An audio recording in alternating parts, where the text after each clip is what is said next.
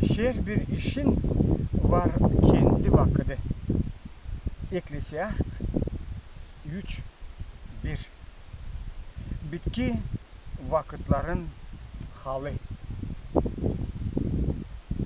Çok yıl hem asir geçti yelindi.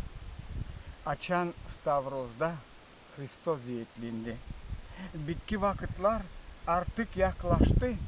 Toprak pek sızlar. Dünya karıştı. Yere kondular kara kör günler. Sevdat tez sular, dağılır aileler. Yüze çıktılar çirkin nişanlar.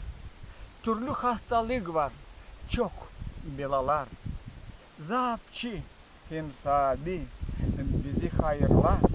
İnan paklansın, ka ilaçla. Sevda hem birlik sıkı bağlansın. Umut kuşkuda yürek sarsın.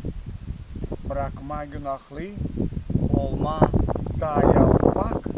Bizim dualar çıksın ta haşlak. Gökün lafını dünya kabul etsin. Ömür doğrulsun, halklar inansın. Amin.